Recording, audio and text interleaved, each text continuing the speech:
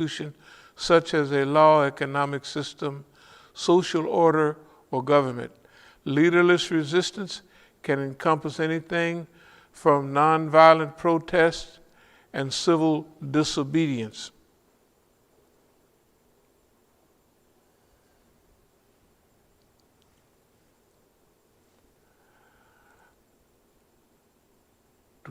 Let's see. I'll finish reading where I was. Leaderless resistance can encompass anything from non-violent protest and civil disobedience to vandalism and terrorism and other violent activity. We can totally exclude the last two from our discussion. Vandalism is out, terrorism is out. I just repeated, so as we move forward, we'll have understanding. Anybody that's associated with us, leaderless resistance, or anything of that nature, those first two are good. Nonviolent protests, civil disobedience. But vandalism and terrorism is out of the question 100%. Leaderless cells lack vertical command, links, and so operate without hierarchical command. But they have a common goal that links them to the social movement for which their ideology was learned. Leaderless resistance has been employed by a wide range of movements, including animal liberation, radical environmentalists, anti-abortion, military invasion, resistance, colonial resistance to terrorism, and hate groups. Non-hierarchical, decentralized organizations is simple and difficult to stamp out. However, with the absence of a formal hierarchy and formal criteria for membership and affiliation, they are vulnerable to appropriation, false flagging, or hostile takeover from outside, since anyone can declare oneself a member and affiliate with the group. We'll deal with this thing called, what they're talking about here, hostile takeover. Hostile takeover would be certain things happen and then some members of the group that nobody knows anything about, because none of us know anything about either, that they can say, we are the official leaders or personalities of that movement or this leaderless resistance movement. If anyone remembers that we always said, in case there's something that the Europeans put in my brain or anything for my operation, that anytime things violate ethics, remember that? If anything's our safeguard for whatever whispering, like if they got a super whisperer, even beyond waswasa, you know what I mean? That he's actually a living bug. Well, we say if anything comes up that violates what we consider, you know what I mean, a violation of akhlaq or ethics or morals or anything like that, that's a signal that something is up there. Number one, it's an open signal because we have a little policy here. That how to use 24/7 for the human development. So for us, everybody's into secretism, right? And hiding and concealing. Nobody wants anybody to know anything about their personal life. They just don't, right? I mean, nobody wants anybody to know their wife or children have some disturbances, except they discuss it with a friend or a comrade who might have had that before and they want to, get some guidance on it, or even if they talk with a professional. But you know how if you're running for president or Congress and you didn't have some psychological aid or assistance, they use that against you. They said, this guy here, he's not stable. He didn't have some counseling before, right? It's really dirty although anybody that got any sense, right, if they have a problem and there's a professional that might be able to help, right? Like the car breakdown, anything, you go get somebody to help fix it. Usually they can't hurt. Okay, so our strong suit is self-exposure. That sounds arrogant, but here's what it is. And we don't have any skeletons in our closet or anything we did way back then or any other time recently. And going, it sounds funny, but if you go over your life sometimes, suppose you don't remember, you can't find, there's nobody to bear witness against anything you've ever done against people, right? That's rare as H-E-double-L. That, when you go, because they say everybody got skeletons, well, them people ain't got nothing but skeletons in their closet. You know what I mean? Okay, suppose you've lived a public life and it ain't nothing that ever shows up that you have done against anybody. Now, we talked last week about nicknames like Fats and all that stuff. Do you know Fats was my nickname for a short period of time? I mean, when I was kind of short, I guess I had to be 14. But at 15, I was gone. When I went into this I was Fats for about 3 months. Hey, Fats, da-da-da-da-da. It's only a small group of people that called me that. When I was in Fred C. Nellis School for Boys, each company has about 60 people. The only people that called me that name was the ones that was in that company at that time. Is it important that you damn right it's important. And they get you thinking that you're the most important person in the world when they go back that far and that deep, right? The other was at the same place, Chico. Hey, Chico. My grandson called me that when we was living downstairs there. Hey, Chico. He was young. Now, his mama's the biggest snitch in California. So him being out here was suspicious for me, but I'm going to be a good grandfather. Hey, Chico. Chico, Remo Cheeks. It's short for, cheeks. When I was short, just like I have cheeks now, I had cheeks in. So they used to, your last name is Reams, so my friends would call me Remo Cheeks. And within 1 month, they shortened it to Chico. So most people that would hear it they would think it was a Latin name, hey, Chico. Okay.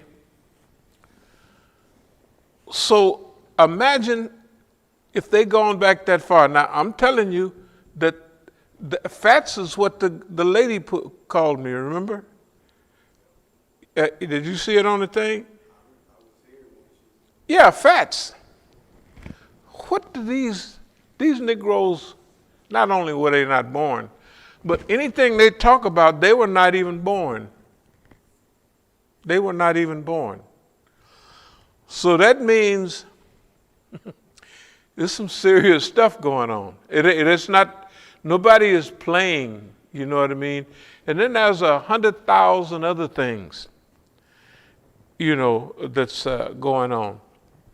But and us talking about our mission, right here it says, this stage, this is 2012, I think. Everything is clear, repetitive, recognizable, yet brand new, deja vu. Seen it before. But it's like when you get up, you got a whole new plan. Like the way I look at what we're talking about now is like it's a whole new plan, but it's the same thing. You know what I mean? That we've been talking about all along. But it feels like instead of getting here at 1:30, I got in the car. We was gonna go. The white car, the Volvo, is parked around there.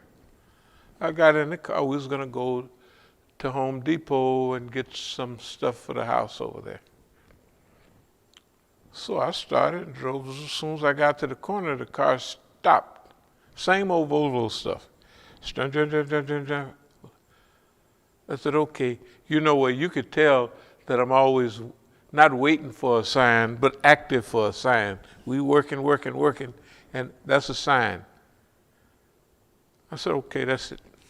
I mean, I'm not mad about it, but I said, technically, I have a right to drive cars. I have a right to stick a key in them and they start up unless there's something wrong with them. I have a right to take my cars to the mechanic, and if I only need $25 worth of help, then I have a right to this $25. I don't have. It's not correct to charge me $400 and almost $500, and I can drive the car back and get it and park it right there, and that's where it stays, because it won't start again. You see what I mean? I have a right. The Constitution doesn't allow any government agency or anybody to do anything because I'm a citizen of the United States, right? The government doesn't allow the FBI to come here and say, we just want to let you know this, that, and other. What's that guy's name? George Armstrong.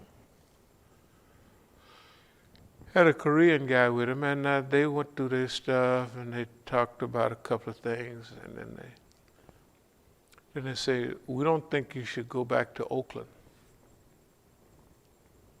So what? Well, was there assault out there? I said, sure it was. Yeah, y'all know that. Said, did the police do anything about it? And did you call them? I said, of course I did. I called them twice. I got the, where the number is on your call, call record and everything. So I could take it in the court. I said, yeah, I called. He said, I already called them. And I talked to him. I got the signature from when I was at the hospital. Okay. I got all of that.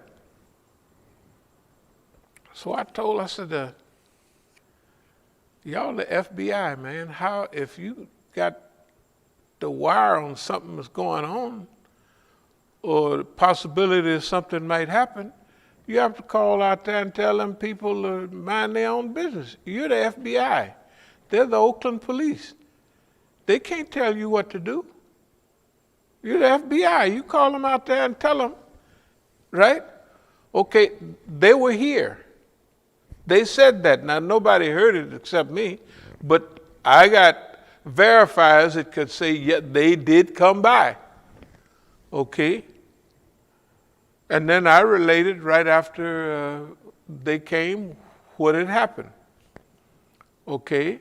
Now, I related many things to many people about things that have happened, and they are able to verify those things. So if they can verify all of those things, then it's possible that that what I said about them being here was true. Okay. So now, we've been doing this thing so long that it's 2013. Yeah. 2012 and 13, we're recognizing a new stage. The stage we're in now, this is the one we're talking about then. We're right smack dab in. Now, most movements don't do like that. You remember this guy, Kishore Mahbubani? He said one thing about the United States, that he was talking to Kissinger, and he said, Kissinger said they don't have a long-range plan. They don't have a long-range strategy. Everybody else, China got a long-range strategy. China got stuff hooked up 2025, some immediate stuff, 2035 and 2049. 2049, they had their revolution in 1949. That'll be 100 years, and they want to be moderately moderately prosperous, something like that. You know what I mean? And they're doing it because they got a whole crew. Man, China has been on a rocket ship. I mean, everybody agreed this ain't never happened in history, that people jump flat-footed, right, to skyscrapers and everything, that they jump from one suit, a Mao suit in 1980, to a closet full of clothes, right, and their own property and all of that. So they're on a roll, and they got a plan. And these people are operating without a plan. Even if they had a plan, their plan is always short range. See, remember, I know we went over this before, but an American company or an election is all short range stuff. You can't put no money in infrastructure, bridges, roads, and all that. Because after you're cleared, it's going to take 2 years, 5 years, or 10 years to finish that project. You don't get the benefit. Maybe the guy that just been born is going to be running for Congress at that time, right? Or the little guy watching TV is going to be running for Congress when all the benefits of those projects pop up. In China, they do that. That's why their plans is way ahead. When you can see way ahead, you can see what your obstacles are going to be, what you're going to. But suppose if you are in a big company and you get your wealth from, and your extra stocks and all that, from short-range plans. So if you acquire a big company, instead of investing in that company, one big company, you acquire another, you're going to fire as many of those people as you can. You're going to consolidate everything, and you're going to squeeze the little wealth that's left in that company out of this, because your stockholders want their money in that quarter. You see what I mean? You can't, it's like, when Allah fix your decline, you're locked in. That means when you're on the incline, you're going up. You could look at America on the way up. They slaughtered Negroes, they whooped Negroes to death. For a while, they couldn't kill you because you was just property. Then after that, they lynched and burned and do it. And the poor Indians, we don't even want to talk about what they did to our brothers and sisters. Unbelievable. Some of this, it's not even necessary. Remember, they're on the reservation and the white man give them blankets with smallpox. They're already on the damn reservation. There's no need to just genocide them more. Their spirit is broken. Their spirit is broken. You know what I mean? They're not functioning on any threat level. And then the troops that go fight harder for America is black troops and Indians, except the Buddha heads, except the Japanese troops in World War II that they sent over to Germany. They're the only ones that fought a harder day than their parents. Some of them was let out of the penitentiary. You know them camps they put everybody in? And all the letters they got was from their parents and cousins in the doggone camps. And they're fighting harder. They're the most decorated troops over there in Europe. But now the Negro and the Indians, you know, wind talkers, remember all them guys? And that's within the time, that's only 1940s. They just, some of the people alive then they remember when they was free and could wander around. That was only 60 years back. So they all either was there or their parents told them what happened to them, right? It wasn't necessary for them people to put smallpox on the blankets. It's just that they was, I don't want to call them sinister or satanic, but it was unnecessary. So we can see their behavior, but in a way, America, land of the free, home of the brave. My country, 'tis of thee, sweet land of liberty. And that stuff sold all over the world. And it sold to us. It sold to us. Can you imagine? Till I joined the Nation of Islam and turned history upside down, you know the only, I put it this way. When I was in Algeria, here's what Pete O'Neill told me. And I thought I was the only one. He said, yeah, all of us, we used to stand up, salute the flag and everything. Pledge allegiance, all of us did. And I said, man, that's why they rebelled, because they liked the thing, and they said, it ain't what, wait, hold it, right? The people that didn't care, like some family members and other, something come on and I can recite it right off, whoever it is. You know, and they say, yeah, no, I said, yeah, well, you know, they don't even know where the Continental Divide is. When I'm driving, I write it down every time, Continental Divide. There's two signs on Highway 80, you know, one says 6,900 feet and it's an exit. The other one say 7,000 feet, Continental. In other words, you go along the highway, here's one. And there's several like that. But it's where the Continental Divide is. To me, it's important. To them, they don't know, no. Continental Divide is not important. What the hell is that? Yeah. Even right here, close by, up in Pennsylvania, there's a divide where the land, where the Chesapeake Bay thing flows this way, all that water all out there flows down the Chesapeake Bay, right? When you get over, it's about 2,800 feet up, going over the Pennsylvania hills, right? Then all that water goes toward the Mississippi. You see what I mean? Toward Ohio and all of that. Okay, to them, it's not important.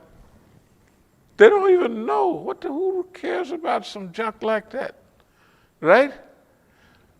Okay, I got 1 A over A in history in high school. It was American history. So I knew American history. When I joined the nation, all I do is turn it upside down. Every Indian massacre was a battle.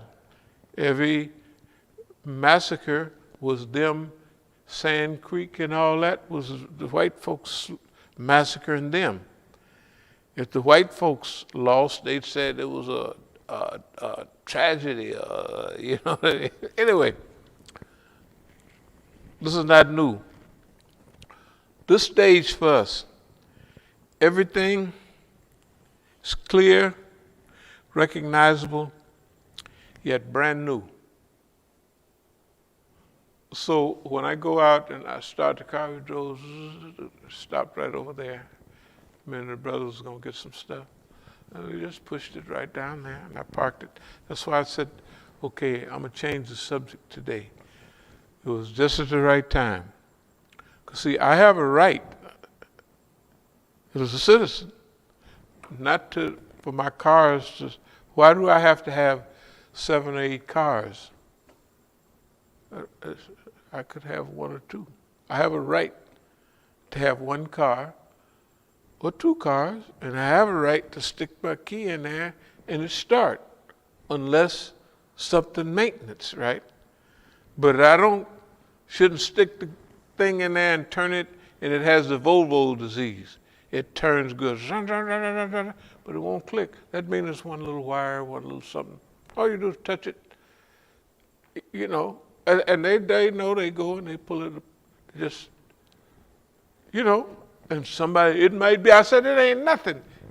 That is what they did.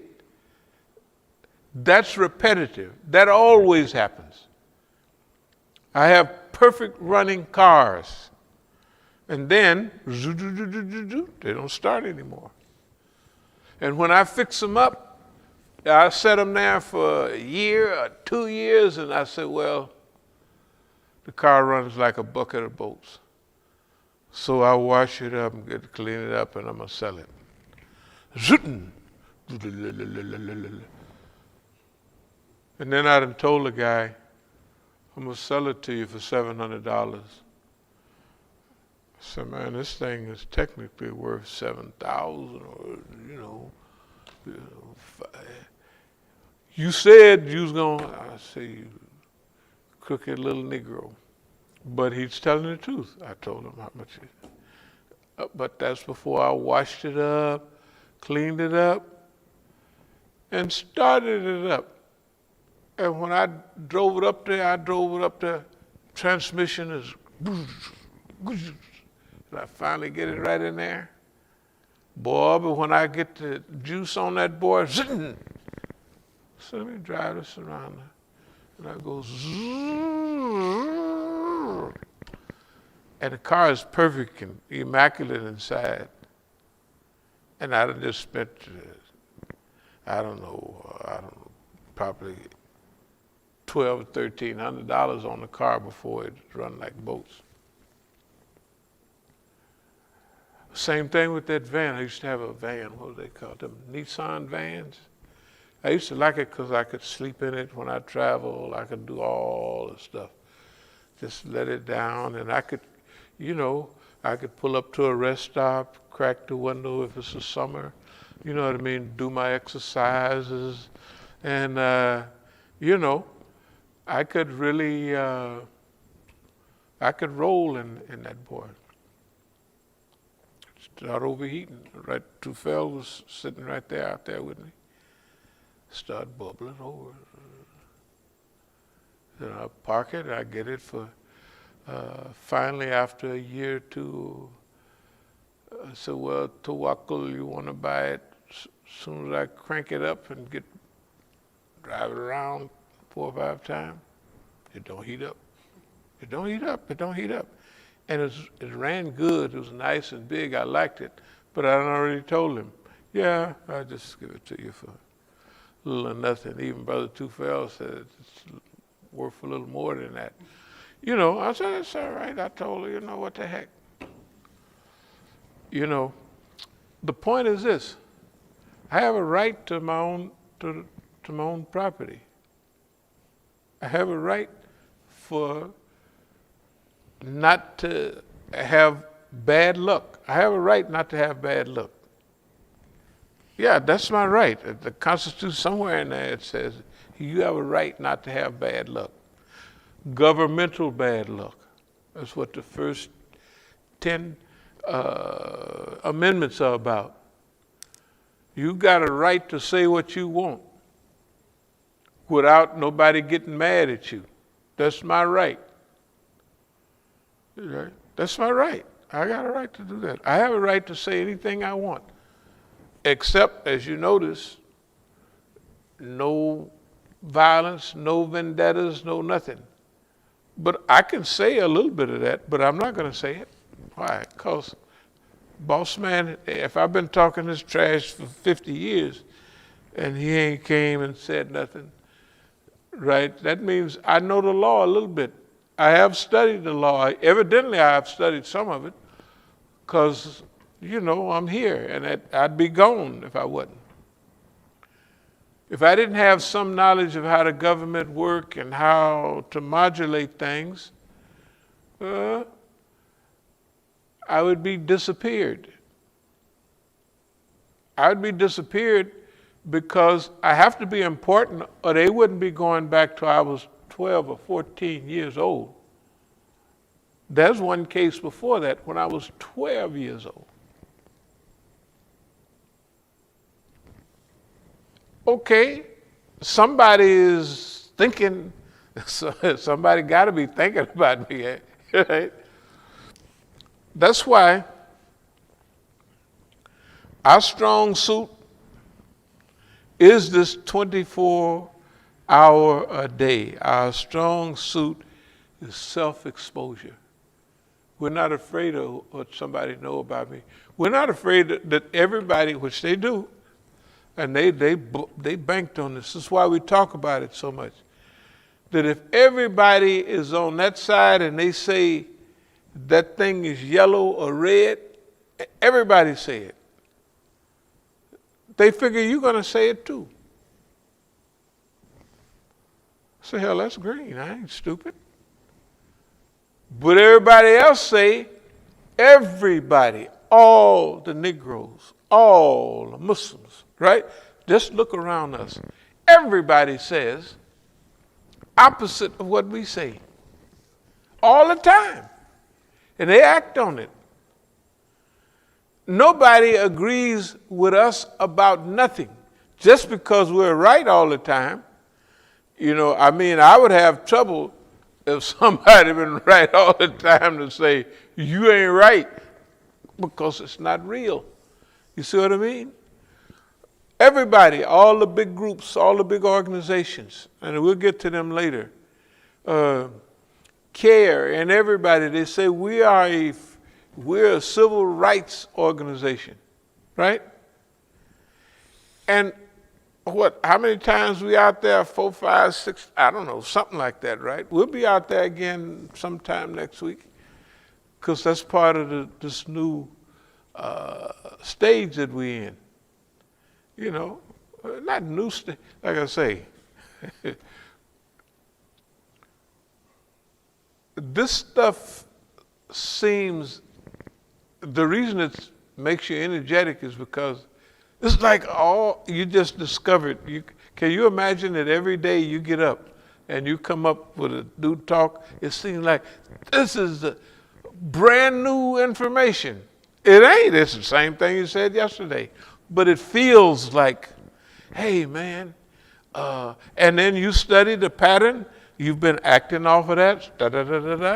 That is miraculous. I didn't know information could be like that. But let me continue. So we've been here many times before. This is the best. It's clear. It's comfortable. There's anticipation involved. You remember years ago we had a talk on, maybe just a year, anticipation, expectation. It's exciting, satisfied soul. You're grateful and optimistic. Right at this time, we had a balance of $102, something like that. Another account, $18,599. Another $3,100. The government just took all of those. They just took it. They just took it, and it's all there on paper. And the paperwork that the guy presented is just bogus. They just did that.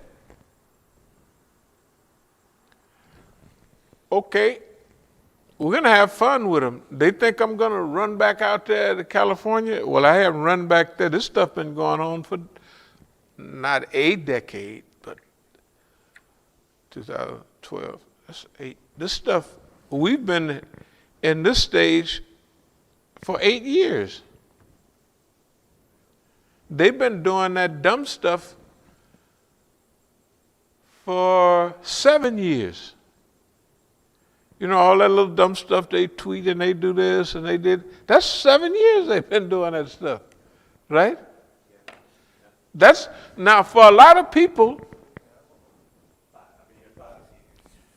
but that's, they've been at it though. But imagine though, you got to remember long range planning is different than short. If we had short range plan, when I go get out of the car, it would blow up, go crazy, get mad. But remember, we always, ever since you've been here, it's been protracted, right? Long range. Long range. And then it's been several groups of people that did move right through here. Several groups. We never lost any sleep about them. We never go chase them. Please, why y'all running off? Don't leave me. Goodbye, y'all. Why we're playing to the historical process. This is such a great adventure. Imagine that we're carrying the ball for all of our people in the past. Just imagine now, think about it. We're here. Siraj and them been sold out. They've clearly sold out. They're not, whatever it is, they ain't carrying the ball for nobody but themselves and for other people, right? Other groups. Zaid and them, they're all great speakers. They're great speakers. But they're using their speech to help solidify system. And they're using it against you. Can you imagine? Just think about manna. You go to manna and it's for to help us. And everybody there is against you. And everybody know that it's ridiculous. That means that they can't have any feeling for the historical reality. They can't, you know what I mean? Huh? They just beat and burned them niggas. They just jumped off the boat. They should have stayed on the boat and come over here like my grandparents did, and they would have been all right. And they'd have been good slaves like this is us. They might like their job. Well, remember, you get fame, you get attention. Remember how you use your attention. They might like attention too. They like their attention. The boss man tell them, you stick with me, I'll make you famous. And you'll have a package of chewing gum every week, something like that, right? Hell, you get a vacation every 5 or 6 years, right? We're gonna run you crazy, but it don't make no difference. You're gonna look nice. Okay, now imagine every one of those people accepted that job to be an actor. Abdul Malik, they believe, I would tell Abdul Malik, I said, man, okay, now you got this on Malcolm, that on, now act like Malcolm. And they would look at me like I was crazy. Act like him. I am acting like him. I'm talking like him. You know what I mean? I'm shaking up the crowd. The people is really believing what I'm saying. That's their reality. That they can do that. And boss man fill up all the auditoriums. They fill up everything, right? And they show up everywhere. Now imagine we just got lucky to be the opposite of that. We lack attention too. But we lack attention by getting in trouble, and you know what I mean? It just happened. To me, I don't call it luck because it's the qadr of Allah, but I feel lucky. I feel like the luckiest guy in the world, right? Because I get a chance to represent all of those people that were unrepresented in history. By how? Not selling out. to the one that did it to him. That's all. Simple as that, right? But just think how nice that is. You don't have no sleepless nights. You don't have no nightmares. You don't have stuff like that. Every now and then you may get up just a pinch mad at the white man or something. Just a pinch, not like I'm going to blow this whole thing and I'm going to be mad. No. And then just think, after a while, you start feeling sorry for the people that benefited from that. Like all the white people, they realizing that there is a benefit for being white. They just realize it. How would they realize? Okay, you got to remember. When you were at home, I don't care how, the farther you go back, the more we talked about white people. Well, I hear they got an opening down at the such and such a place. White man ain't gonna let you get in his office, right? Did they still talk like that when you were younger? Huh? The white man, just imagine, you don't know no white people that would say, I think I'll build a ship or join a shipbuilding company. Niggas ain't gonna let you, right? They never even thought of it. They never, okay, now you gotta remember, this is ridiculous, but this is the way we were brought up. That we always talked about white people. We always thought about, what are they got, what would they, you remember, can you imagine where you lived depended on your color? The job you had depended on, that's why it was so easy for me to accept the Nation of Islam stuff. It was easy, because in '63, where you lived, where you went to school, the car you drove, everything depended on your color, right? Everything. So, it was easy to make the connection. And just imagine, well, because you always read the first nigga to do this, the first. Right. I was looking last night, the first Navy pilot or something, Jesse somebody. I still look at that stuff. And the first, and this old John Lewis, I'm not against him. He's a nice man. And I'm not going to say anything. But if you saw that thing, Selma, the tall, light-skinned guy would be Imam Jamil. Everybody knows that. He's supposed to be for freedom and justice. Imam Jamil had a different focus than him, and Imam Jamil became a Muslim. But when they put him in prison, if he knew the FBI did certain things to Dr. King them and they movement, well, what the hell do you think they gonna do with Imam Jamil? And he's a Muslim and the head of a this, that, and another. He never raised a finger for him, and he knew. You know what I mean? Hey, man, no, he ain't raised a finger for him. That's their crew. They was there together. They knew, and they started off SNCC, Student Nonviolent Coordinating Committee. I had never even considered that they went back to, they kind of came up in that same. They came up, they was there holding hands. They couldn't have been, everybody,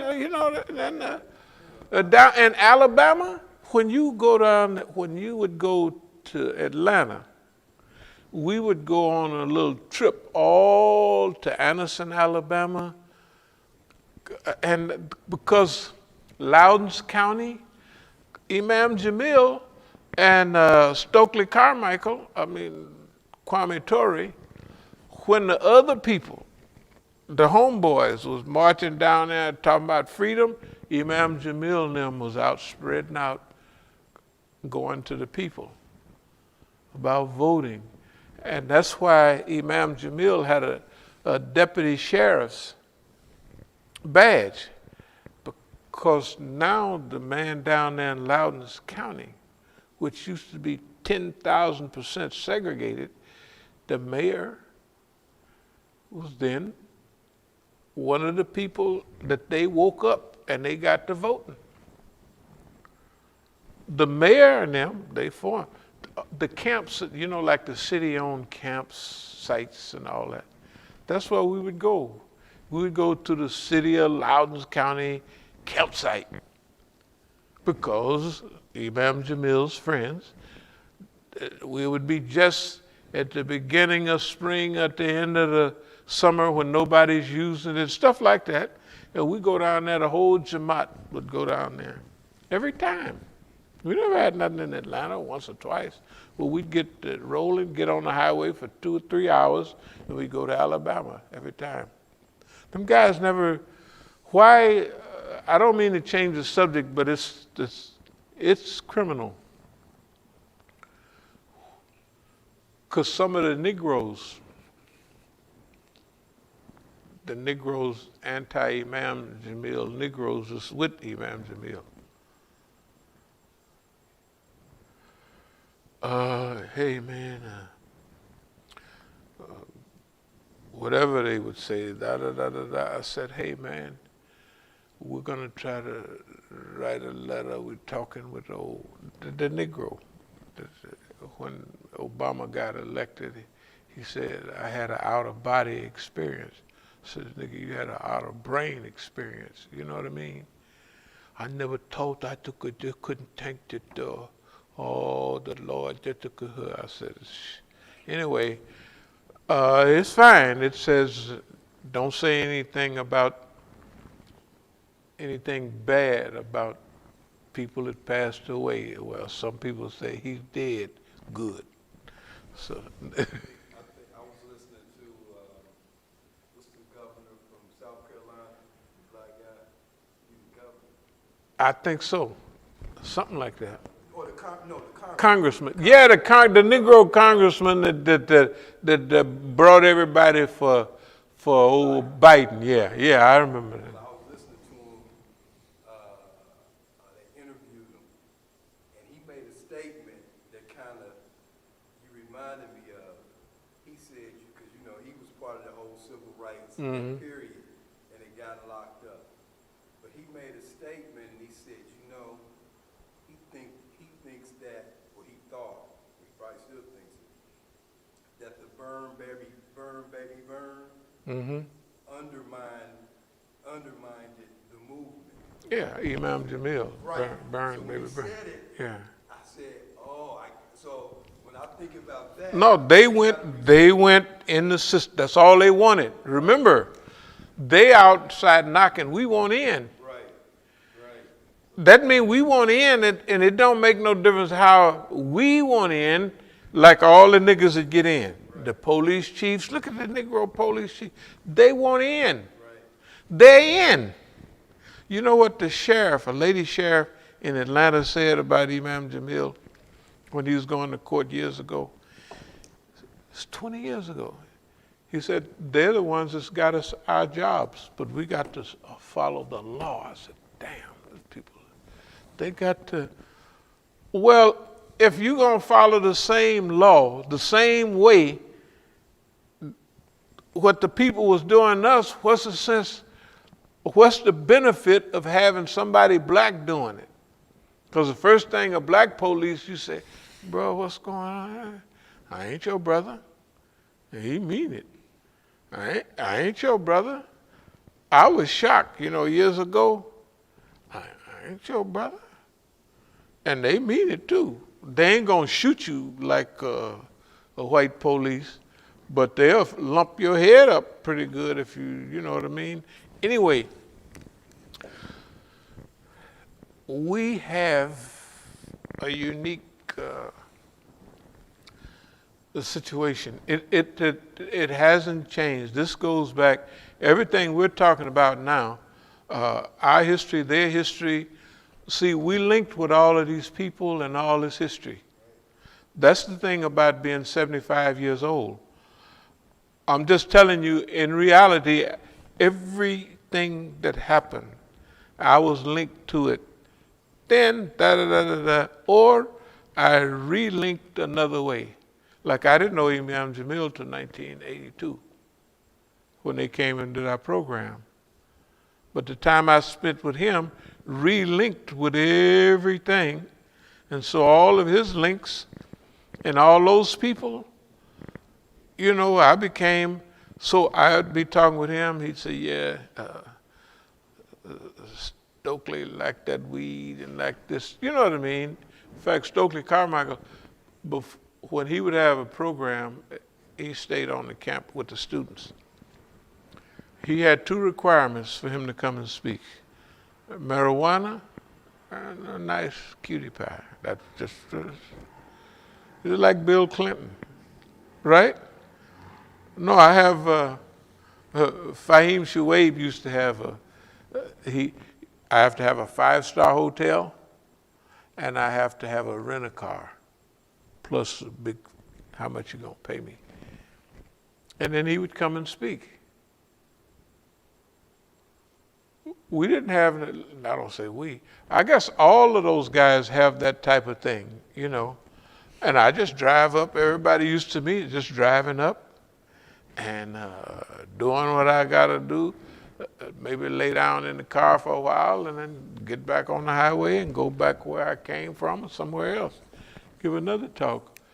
They're gonna have a 5-star and a rent-a-car and plus steal all the money. I ain't gonna get into Oakland and what, anyway. But we have, this is like, this is kind of like living in a dreamland type thing. It is really, it's different. I can't explain it exactly, but there's no fear, no discomfort or nothing, but we know what it is.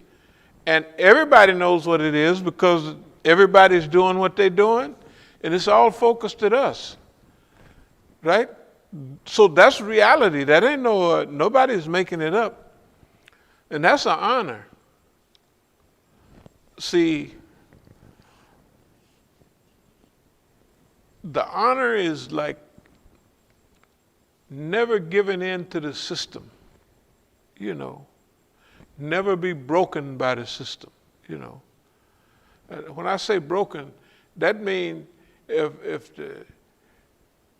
the white man doing something to me physically, after a while, you know, you get your muscles ache, like when they handcuff you a long time, you know, like this, and your shoulders are aching, especially when you get older. You say, hey, and they handcuff you real tight, and I'm in jail. I look to one of the other police, even in the DC jail. Hey, home, you know, the white man, the marshal just buckle the brother up here. You think it might be able to loosen me up a little? And he look around, and the other white man is taking everybody to court, right? So he loosen you up. He might even take them off, you know. So if the white man got me hanging upside down, you know what I mean? And I'm gonna say, oh, boss man, you know I ain't gonna hurt nobody. Especially hanging up here, you don't want to get it. I mean, you know what I mean? That's not being broken. That's just going into another thing that you have, right? But these guys sell out for nothing. And whatever you do at that time, I'd come right back after, as soon as I get the stuff off, you know. I'm right back to where as soon as I shake it off, hey man, bump y'all, let's go again. Then if they double you up again, oh, y'all ought not to hurt the brother. You know I didn't mean it, right? And then as soon as they let me go, I'm right back, yeah, mother scrubber, da-da-da-da-da. You know, that's the attitude. I've done that many times. I do it all the time. I don't believe in just sitting there being miserable, right? And if I can tell them, oh, boss man, you know I don't mean that y'all all like that. Just let the brother loose a little, right? Or it's like a Brother Rabbit and Brother Bear. You remember them? You may not remember that old. You remember that old stuff? Please don't throw me in a briar patch. That's where rabbits live. When I run in the hills in Oakland, they live down in the berry patch. That's where they just sold Bruh Bear, caught Bruh Rabbit. He said, please don't throw me in that briar patch, the berries patch. So just to be mean, old Bruh Bear throw Bruh Rabbit in his house. That's where he lived. That's where he, So it's the same thing. And the only person that understood that with me was Imam Jamil. Remember, he's Southerner. We was about the same age. So he understands. We got to hold up the thing for all of those people, not only our generation, but the generations before. So that wherever they at looking down at us, they saying, man, that's all right. Right? Yeah, that's the way we want to do it. That's all right. No. We don't want to be popular and they thing. Limitless dreams. Unrestrained optimism. You have to have it. Imagine unrestrained, just imagine if everything, and I'm only mentioning 2% of the stuff because whether it's your water on in your house or whether it's little dumb stuff, the people moved out of the house over there, you have to remodel the whole thing. Almost. And then they leave. Up by the house is a truck up there. Right in front of the other house is a car down there. Then the old dump truck is there, right? And all. This is stuff that's ridiculous. Ridiculous. It's unnecessary. And then the cars that don't work, the reason I don't get rid of that van is the best car that we ever had as a family. You know when you get in a car and you can feel that, you say, this boy here is tight. That's the way that van is out there. And they messed it up. So I'll go back down. I'll make one more tape. I gave the brothers at Forest Auto the tape. I waited for a while. Then I said, okay, I went and gave, what's her name, a CD, Yasser, and then I gave, what's her name? Okay, we'll make one maybe in a few days, and I'll give them another one. After that, we'll just start, everywhere we go, we'll give out CDs, DVDs, whatever, and we'll give out written information about it. But they owe us. They don't have the right to do that to our cars. And it costs money.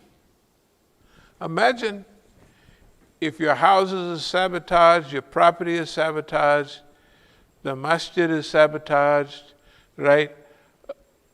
Or masajid is sabotaged. Your bank accounts are sabotaged. Everything, can you imagine that everything you do is sabotaged? That's rare. And then you have a good attitude about it. That's a blessing from Allah. Yeah. You talking about the white man being, imagine the Negroes, how bad they feel. Because remember, they watching this. Now, in the old days, the system would tell the brothers, we're going to do this to so-and-so, and that's going to make him do this, that, and other, and they would tell him.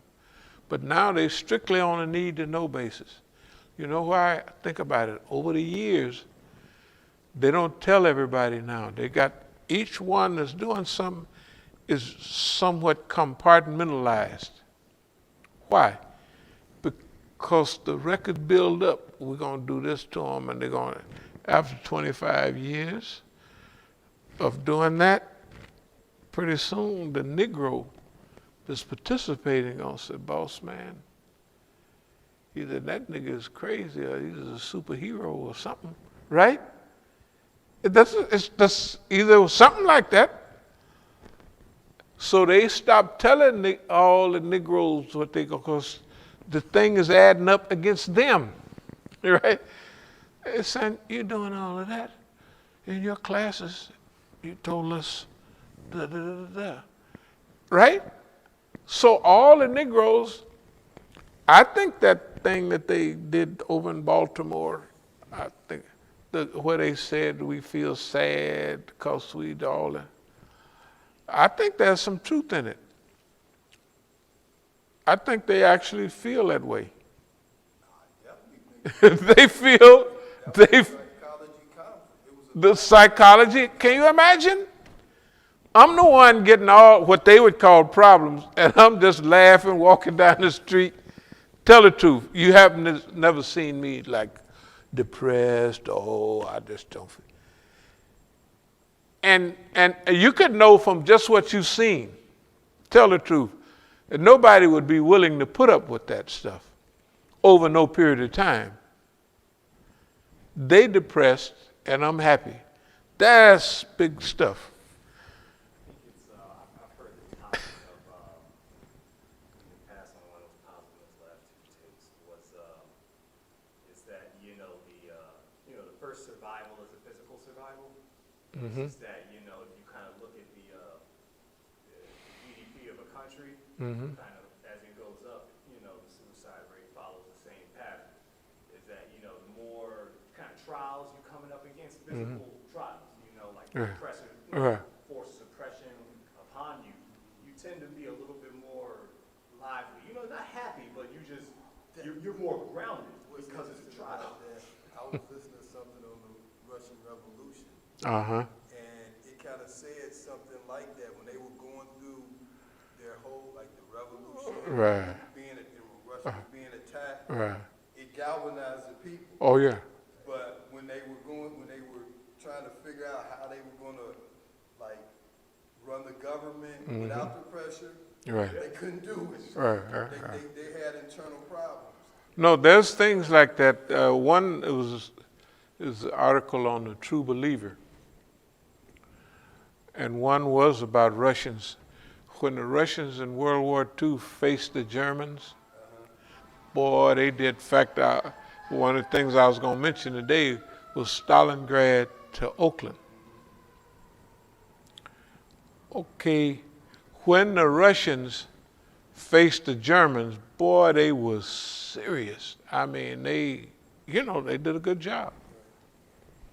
But if they faced an internal challenge, like they brought up on stuff about you was inefficient, you didn't do this, they would break down and cry, and because it was it was the internal, it's their people, it's their, everything that they've been striving is all tied up in this.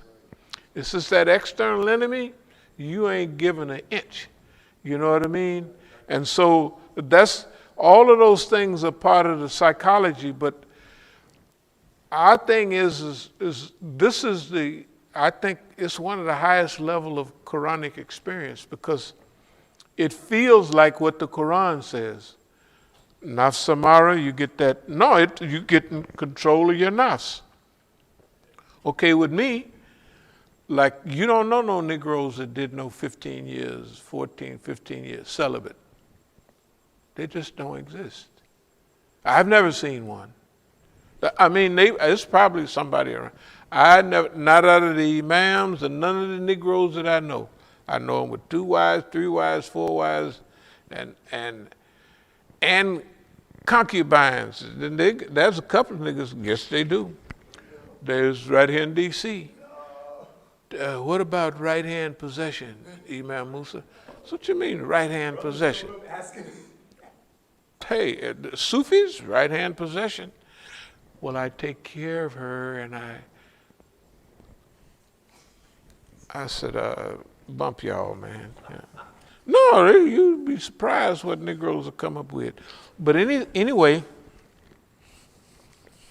in one of our writings, we call this 500 rounds. It's a fight, like in the old days, they used to fight way more rounds. They don't fight now, but how many rounds? About 10 rounds, 12 rounds?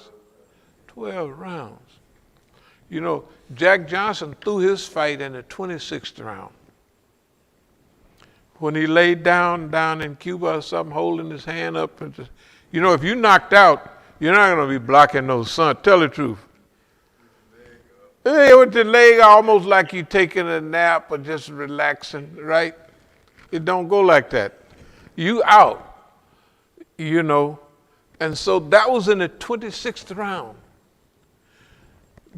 45 rounds, I don't know how many. They just fought, I don't know, maybe they fought till just somebody just quit. I quit. But they fought rounds. And when you see some fights like the Thriller in Manila, both of them, the Thriller in Manila, where it was 100 and some degrees inside, and in the 14th round, Joe Frazier couldn't come out, and Muhammad Ali laid down. He said, man, look at here. He said, Joe Frazier's the toughest customer I ever heard of, ever seen. He was ready to quit. He was ready to say, almost he was saying, I quit, I ain't boxing no, that, you know, that challenge and that heat. And it wasn't no easier in Zaire, the Congo. But it was 100, it was 80, 90 degrees, but that's in the humid. You know how it is over there. That's that humid. Oh, man. And when you sweat, see, we sweat, then the air can blow on the sweat. But over there, the sweat don't dry. It just be get sweatier and sweatier. And there's no wind to blow it off. And he played old George Foreman just right. You know, George is from Marshall, Texas. Marshall, Texas is where they had, you remember the great debate team, the great debaters? That university, black colleges in Marshall. Also, all the brothers in Oakland, I was wondering why they was going to Marshall. That's where George is from. George did most of his fighting out of Oakland. In fact, George Foreman been to my house before. So after that fight that George Foreman had, he bought some lions or tigers or something, yeah. And I asked his trainer that brought him back, Charlie Shipes was one of my best friends, you know, like, he was older than me. In fact, he fought for the middleweight championship himself against Curtis Coates. He was good. But anyway, George hadn't had but 2-3, he had plenty of fights, but they didn't go but 2-3 rounds. So Muhammad Ali, he used all that. Boy, but it was making people tired, you know what I mean? And pretty soon George Foreman was just hitting like this. He wasn't even hurting nobody because he hadn't been the distance. He knocked everybody out. You know, I'm telling you, that fight they had in Jamaica, I don't want to go to the fighting, but George Foreman and what's his name? When he beat up Joe Frazier, wasn't that in Jamaica? In '72? Yeah, I was in Jamaica because I was in Venezuela, and I had a cutie pie. She used to do all of my running, and she stopped through Jamaica, and she hung out with George and them for a while. You know, everybody that was from that, and she was a tender, so they, you know, paid attention to her. You know, no, she was you know, that fair frosted hair, that New Orleans, that Louisiana look, you know, that's what they call it. You know, she had all of that. And so them not dumb boxers, but slow, they really leaned in that direction. Just like that pretty girl that Don King put on Muhammad Ali, Veronica Porsche. You don't remember? the wavy-headed girl. I don't mean to talk about fights, but when I was in the penitentiary, Memphis Slim and all of them, they was pimps. You know, they said, man, when I knew Muhammad Ali, I got some pictures, I don't know if y'all seen them when he was in Oakland. And we helped him out. But anyway, them big boys was said, man, when Muhammad Ali come to town, we'd get 3 or 4 girls for him. No, thank God that later on that Islam really had an effect on him and did him good. But when he was younger or even middle, anyway, that was an open secret, that he lacked girls. He just lacked them. In fact, when we was meeting with him, he was talking to a big old yellow-legged girl. And so in those days, when you was kind of come from the gangster thing, you couldn't, ignore the gangsters to talk to a girl. Something was wrong with you, So we was there, and we would say, yeah, we just want to holler at you a minute. So we gave a whole lot of $100 bills to sign autographs. He said, oh, y'all into something? I said, oh, yeah. No doubt about that. But we was looking casual and normal. And then he was traveling with Wilma Rudolph, in fact. And they did a little whatever they did. And we just hooked him up because that's when they'd stole his title or something. That was before his fight in 71. But anyway, let's get back to, hey man, it's an honor.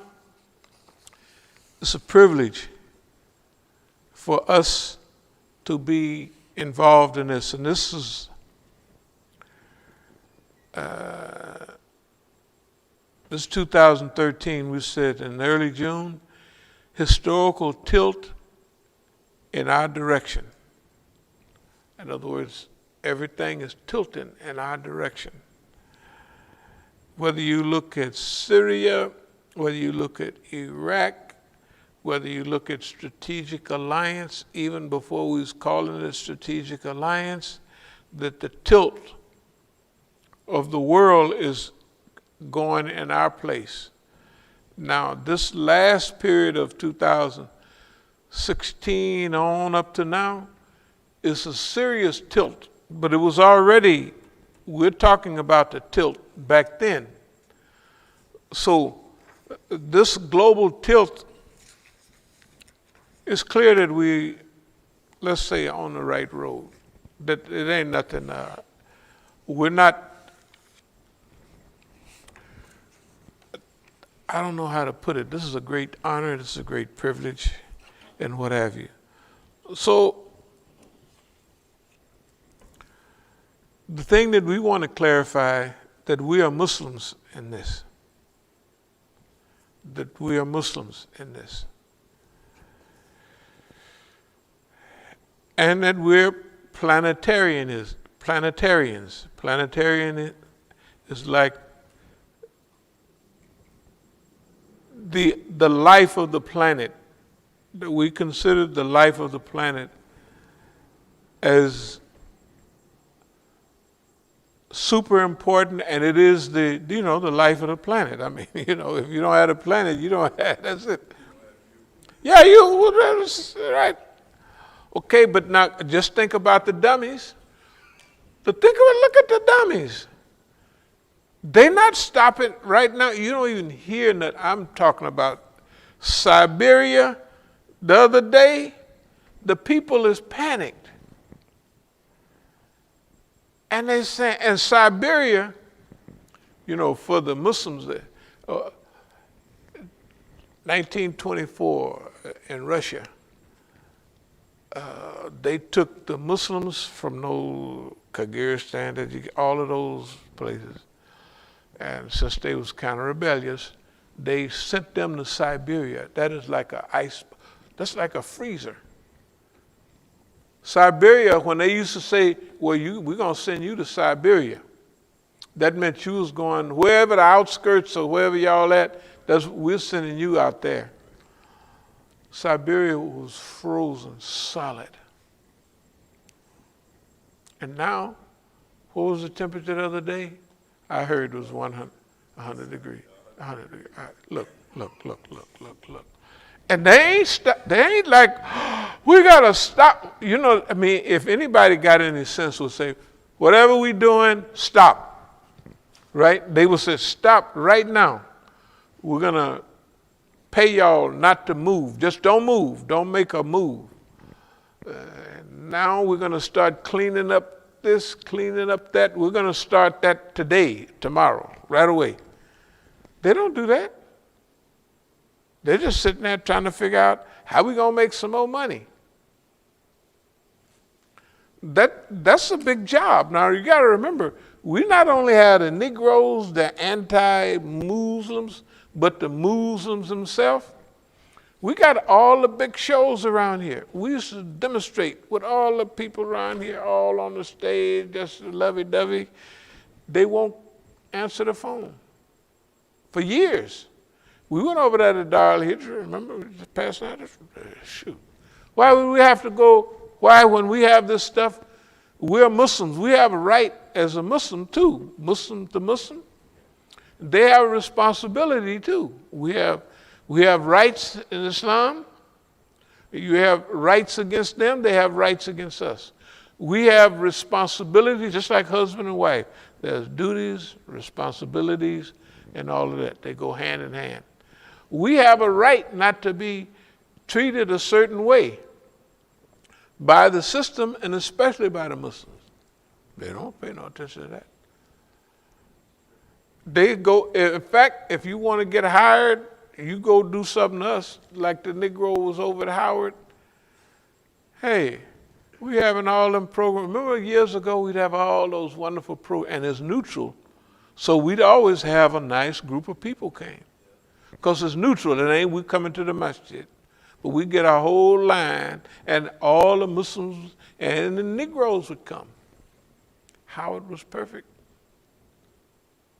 Then the Negro go over there as a chaplain, whatever he was, and he cuts out, well, it's tainted. What he meant was this kind of Shia influence. And I'm looking at him like, man, we all That solidified his job, because standing right next to him would be immigrants whispering in his ear. Did he study abroad? That brother? No, he studied at Howard for about 30 or 40 years. He didn't leave Howard till he was gray-headed. No, he didn't study overseas. Hey, man, the brother was at, how long was he at Howard? He must have been 50. I believe he was up in his 40s when he left. Yeah, he was up in his 40s, late 40s. He had gray in his beard when he left Howard. Yeah, he was a teenager when he got there. So but anyway, no, the point is that, can you imagine? It's ridiculous. Technically, the way we are here, I have never seen it before, where everybody is on that side and we're on this one. No, because sometimes you're going to pick up a few stragglers, right? And there's a few, like, people don't have time to, see, because when you do this for so long, the system have all those decades to run its game. So it's all got who's around them, and they got a chance to go to everybody.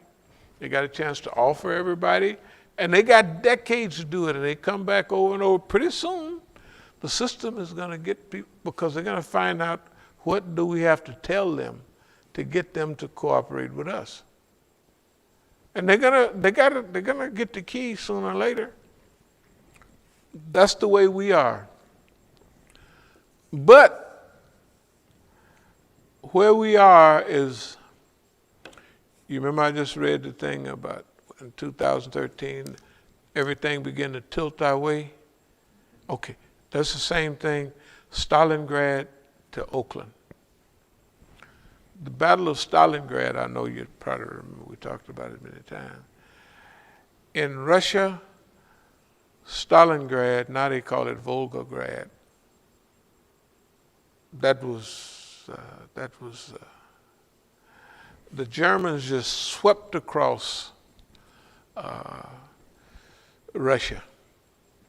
I mean, they was 500, 1,500 kilometers inside of Russia, but now Russia got 8, 9 time zones, so that don't.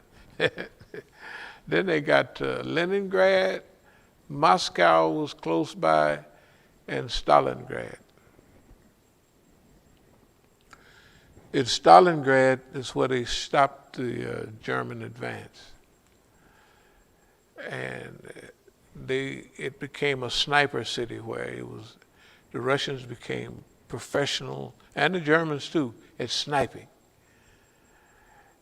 And everything that worked for the German army before, including the superior air force at that time, worked against it. So out on the open, them big German tanks, boy, they would just whoop. They just run over everybody. The Panzer divisions, they had one super tank they called the Elephant. That boy was so bad, it just, the little T-34 it could outmaneuver it, but it couldn't. The gun they had on that, one of them wouldn't even penetrate that, the German tank. And they was fast. Remember Blitzkrieg, lightning war, the Germans perfected that. Combining troop movements and mechanized warfare with air, they got that. They was out in front of that. Everybody else was just looking at it. Remember, this is the Second World War, the beginning, when they first getting all that stuff together. So the Germans swept across Russia. Now the Russians always have a scorched earth policy. They dismantled all their factories and they took them back and farther back into Russia. Then, when they got to Stalingrad, they stopped them. And they slowed them down. And everything that they had, all their military weapons, the Russians used a special type of grease on their guns so that frozen Russian winter wouldn't affect them. The Germans wore helmets. Helmets, metal. The Russians wore them caps, cloth. The helmet picks up, cold, it pick up cold so your head be freezing instead of, right? Everything. The clothes that they wore, well, they in Russia, so the Russians know how to dress. Everything. The tanks out on the open, moving out on the plain, just wearing out the Russians. Then the Air Force was so skilled that they bombed their cities to death.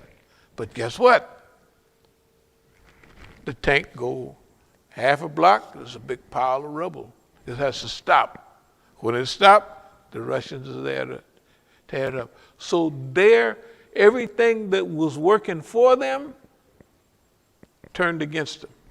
That's the way we are. That's why years ago we came out with Stalingrad to Oakland, because it was clear at that time everything that was for them before had now tilted, that's what it said right here, tilted in our direction. In America, in the Far East or the Middle East, where there was a strategic alliance, Iran, Syria, Iraq, and then finally Russia. Everything, just look at now. And now look at the media and the leadership now. Everything has turned our way, and now it's accelerating.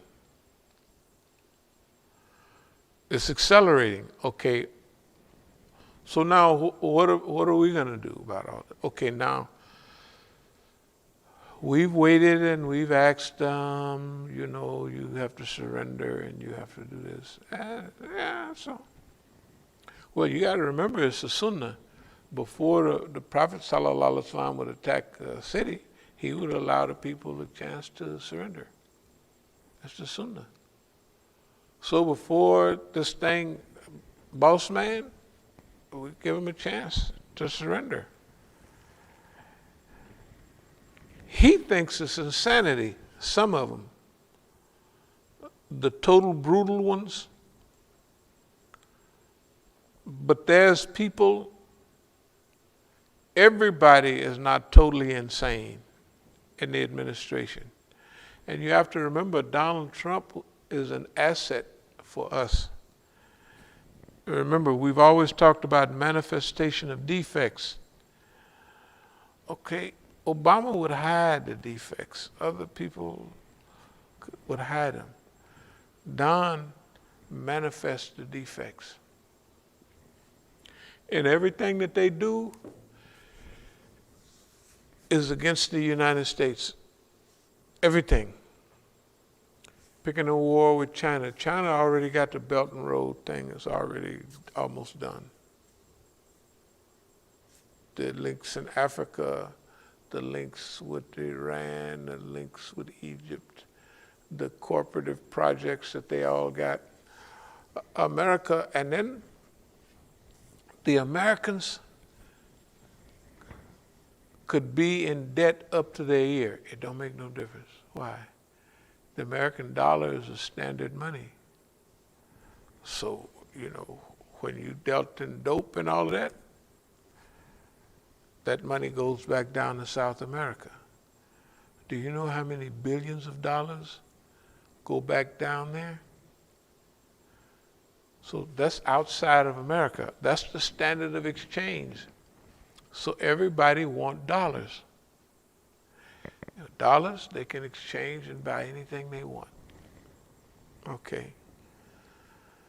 So therefore, the debt that they have, debt don't have no, that's not the same. That's why they can do what they want, because the money goes out side of the country. It's a standard transfer of wealth, and everybody holds dollars. Everybody saves dollars everywhere. In Iran, in Iraq, everybody wants dollars. All throughout Africa. We used to sell, if you wanted to come in, when we was in Tanzania, in the bank, it was selling 7 shillings per dollar. So you got $700, I mean, $100, they give you 700 shillings in the bank. The Indians would give you 21 shillings per dollar. That means if you got $100, you get 2,100 if it's 21. My hustle was, I'd meet all the Americans. You gonna change some money? Yeah. How much you gonna change? Today I'm gonna change $100 maybe. Okay. I'll give you 1,000. The bank's gonna give you 700. I'll give you 1,000. Oh, you give me 1,000. I said, yeah, cash. Brother's in. I go to the other guy, I either get 18, on a bad day, maybe I get 14 shillings per dollar, twice the 700. So I was rich with just light hustling, light hustle. All the Americans, I'm at the hotel, hey man, how you doing? Da-da-da-da, we get to talking about America, white folks and all that. Even Negroes, they gon', I'd give Negroes more. But that was the change of money. It was like that in South America, everywhere, the American dollar. All their money was tied to the American dollar. And if you wanted to save real money, it wasn't in the national currency. It was in the American dollar. Anyway, therefore, if you change the standard currency, the global currency, the sterling, pound sterling used to be the standard. It was 5 pounds per dollar. That's when Britain ruled the world, £5 per dollar. Now it's 1.7, right? Okay. Therefore,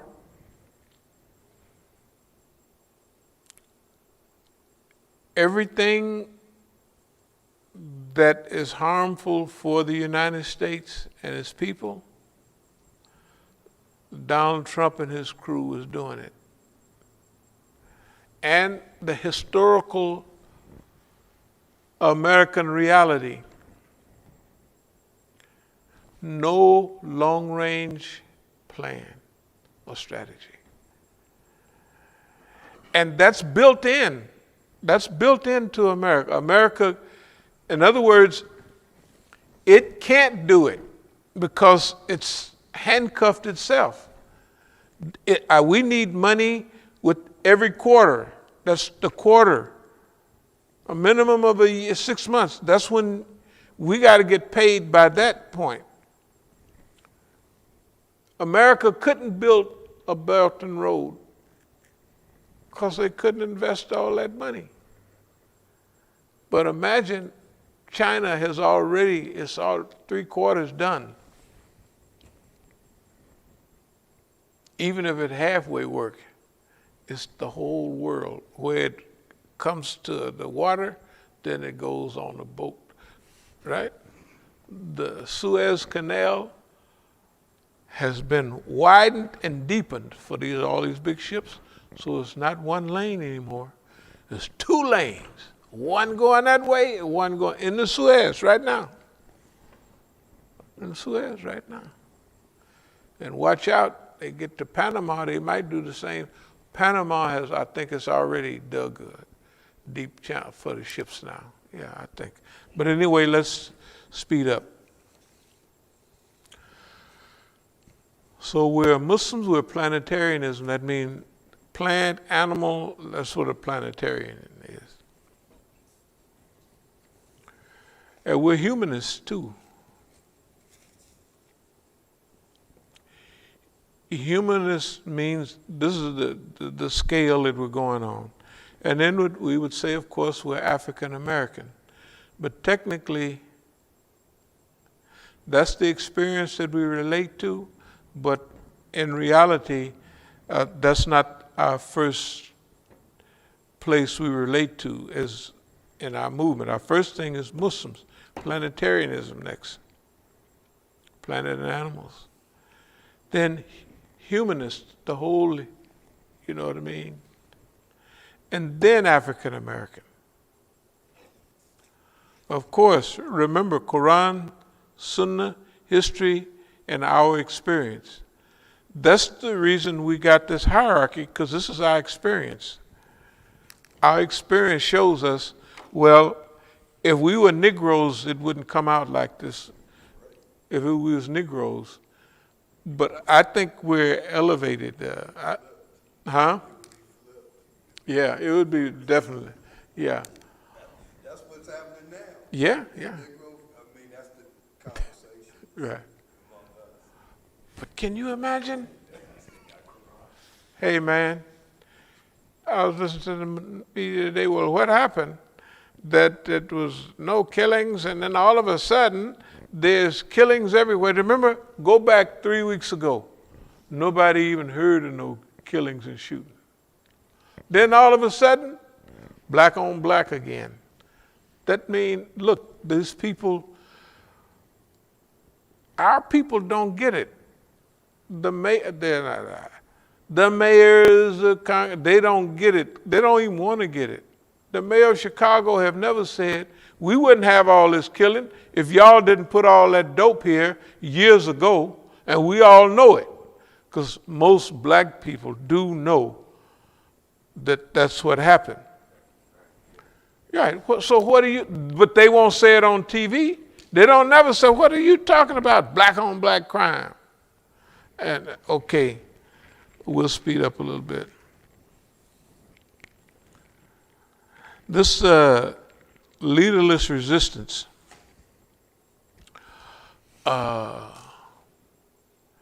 means that we'll have a clear picture what day? Tuesday. So we'll be putting it together for tomorrow. But there's something to go with this leaderless resistance. Everybody that wants to be, that's been listening to what we've been talking about, now we issuing a call. You know, this is just the first call to come on out and let's get busy. Look up what leaderless resistance is. It's all there right on your telephone. Nonviolent resistance is all on the internet. And nonviolent resistance is nonviolent resistance. That's what it is. We also have alternative resistance. Church, the masjid, the synagogue, and the other humane institutions. Okay, that's nonviolent resistance. Leaderless resistance is that those of you that's been listening to this stuff, now start incorporating. You don't have to call me on the phone. You don't have to do nothing. Just start getting busy. If you have 1, 2, 3, or 4 people, even if you're a lone person, they call it here lone wolf, you start organizing your life around the things that we've been incorporating or we've been discussing. If you think the life we've been describing to you is real, if you think what we've been talking about is real, then we ask you to get busy. Why not get busy? Because without your help and participation, we'll be mainly talking to ourselves. Although all the groups here, whether it's CARE, whether it's the people out in our, we're going to develop flyers, discussions, and we're going to now spend time explaining to the people their position, what they've done, what they're doing now.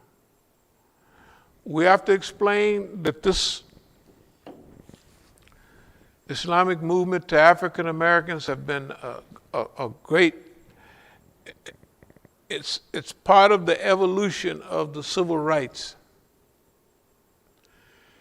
The problem with the immigrant community and now the Negro is that we've allowed them to hijack the liberation movement. They give you pretenders. So the people you see from Brooklyn and from all those places, those are people that have hijacked the movement. They're imitation, okay? But they don't do anything related to assisting in the development of the American society. They're maintainers of the American society. Their behavior helps maintains the worst characteristics of America. For those of you that say, I don't want my dear children to have to go through this, that's why they're at the university. Well, technically, you're stealing the greatest gift from your children. You're stealing it from them. What do we mean? You all talk about how much you love America, and it's a big lie. Allow your children to participate in the front row on assisting America. You want to be liked for America? I saw a sister the other day, As-Sabiqun, the news lady, right? Did you see her the other day? You hear her all the time, right? She had on perfect hijab the other day. I said, get on, girl. That's fine. And I hear her all the time, As-Sabiqun, okay, but she is frizzly-headed lady. I've never seen her. So you've seen her I saw her the other day with hijab on. I ain't never seen her with hijab before.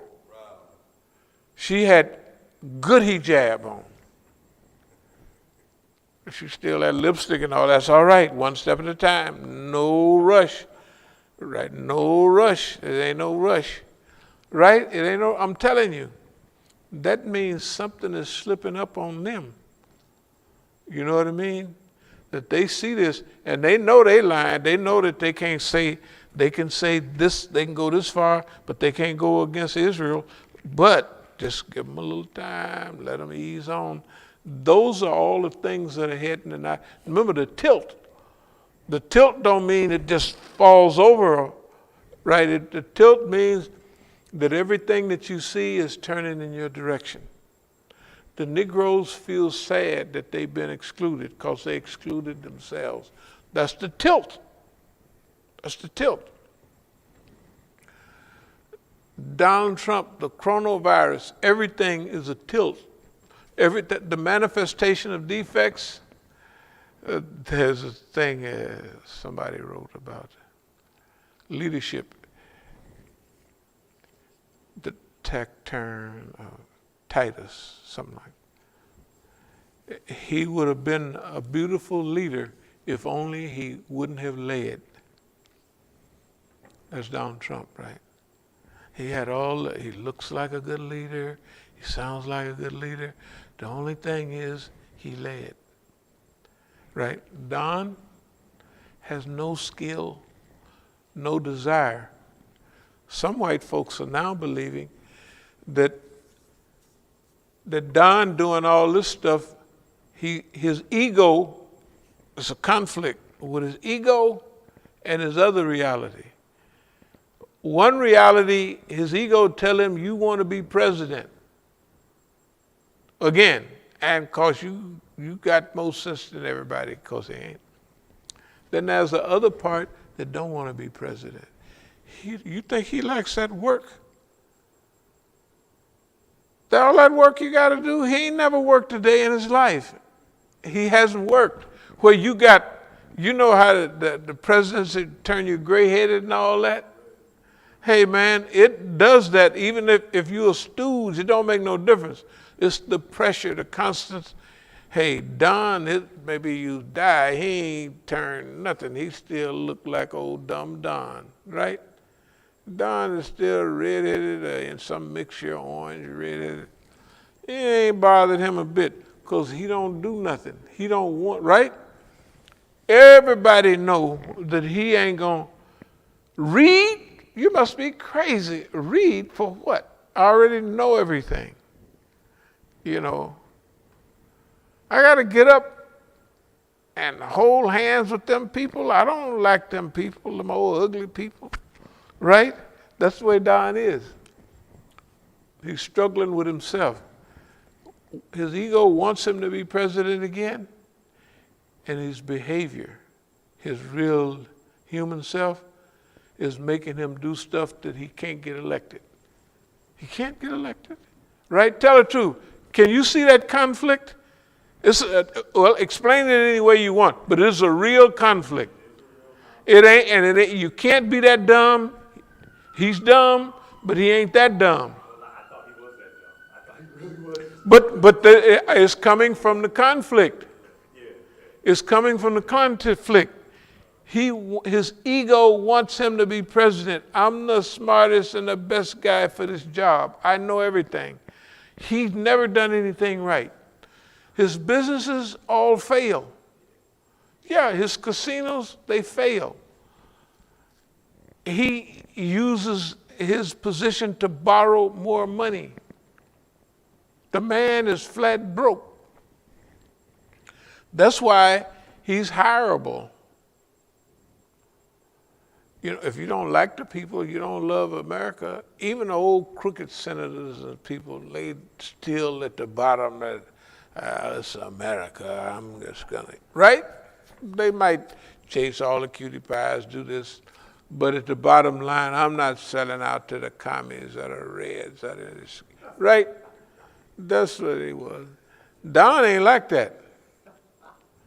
He don't care nothing about nothing like that. Human beings, can you imagine? What is it, about almost 140,000 people now? He has never said, I really feel sad that all y'all is dying. Have you heard him? Can you imagine? He haven't even said, hey man, he almost mad at them. Y'all dying and pushing up my record stuff and making me look bad. You bums are dying and making me look bad, right? This is the way he's acting, the way he sounds. He haven't said, oh man, we want to have a moment of silence when we got 50,000 dead, when we got 100,000 dead. He don't say that. He don't care for the million die. He technically doesn't care.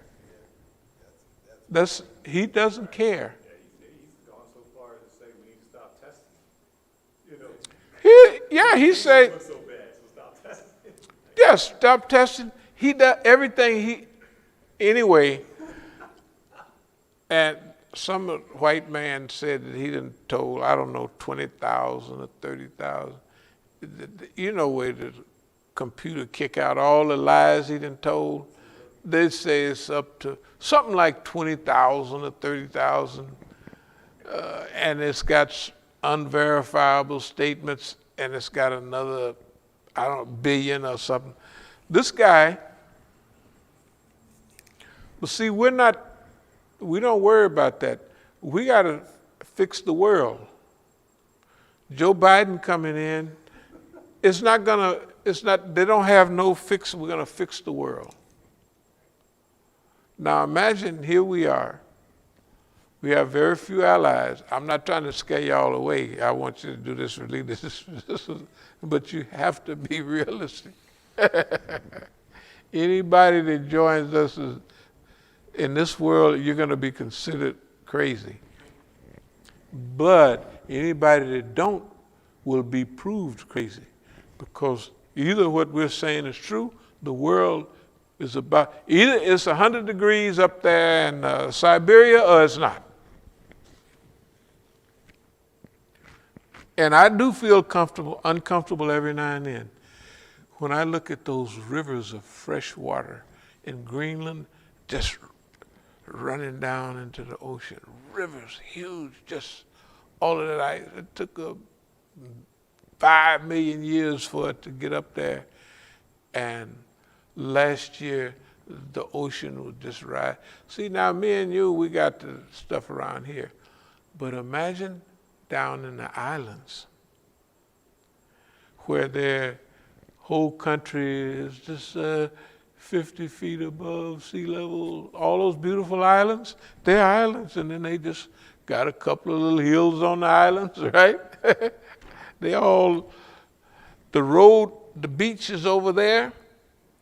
Then they put the road right here away from the beach.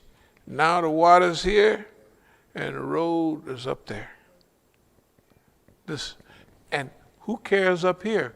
Because they're not from down there in the islands. This whole country is just, anyway. We want to help the earth clean itself before the earth do it.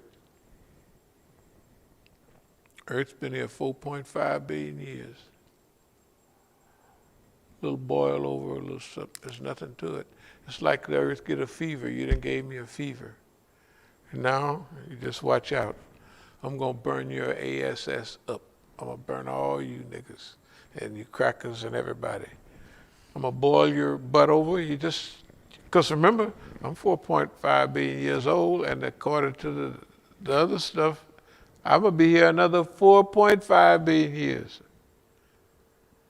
What do you think, 100 or 200 years, right? Balancing out. Yeah, so the earth will rebalance itself. And, oh, y'all think you bad? All right. I'm going to give you the next couple 100 years. We're going to see how bad your behind is, right? You're going to see you want to go out of space, we're going to have so many clouds, you ain't going to be able to make no space shot. You think greenhouse gas, I'm going to green your behind, where it's going to be moss on everything. Moss on this side, burning up over here, and drowning over on that side. You want to be bad? See, because the earth is a living organism. It's living. With all of that, they don't treat the earth like it's alive. You know what I mean? It's a living organism. It's so simple. They don't believe like that. They don't think you can make the earth sick. They don't. They just fill up the ocean with pollution, all that stuff. When we come along, we're going to clean up all the water. When it go back into the ocean, we might just pump it back up there, make it usable for agriculture, you know, not pure enough to drink and all that. But if you did drink it, it'd be okay for agriculture and for all of that, and recycle it. And then take all the doo-doo out of everything and take it up there like the Germans do. You know, in Germany, they probably got different system now, but they used to have, they'd have them wagons. They used wagons in those days, regular old country wagons. They'd have a big barrel thing on it and it would be steaming a little bit, and the Germans would take all the pollution, all the doo-doo, and they'd put it all over their land. Boy, and in the winter, no problem, but in the spring, Germany smells like S-H-I-T. Yeah, they use that. All that's fertilizer, right?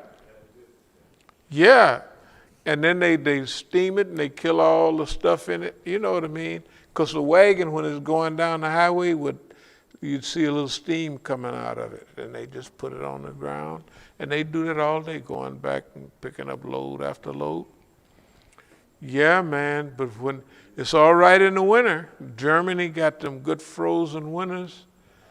Man, when the spring come, whew, that's the whole country like that. Anyway, so all that fresh German air, they don't have that. They have a nice smell to it. Okay, so we're planetarianism. We're humanists, African Americans. Okay, now, on this Baya, I'm going to wrap it up a little bit. Baya is allegiance. Baya technically means allegiance. And we don't pay much attention to it, but we want this to be kind of like guidelines that leaderless resistance with just a little light attachment, psychological and emotional attachment. We'll go over this we'll go over this in detail on Tuesday. We don't want, this is not like an allegiance, but this is a guideline.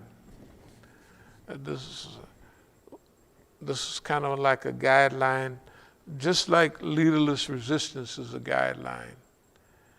You know, we cut off the part where they talk about violence and that type of resistance, right?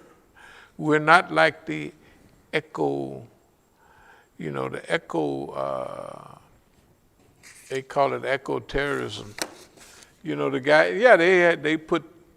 they spike trees so that when the lumber guys is out there cutting down a big tree, that chainsaw hit that big old spike in there, and it'd be hurting people. Yeah, but see, the echo terrorists, which they have a lot of them, this leaderless resistance stuff, we're not going to do stuff like that. We're going to try to build big giants like cities on the water where we can pull them out. We'll use aircraft carriers to pull all them.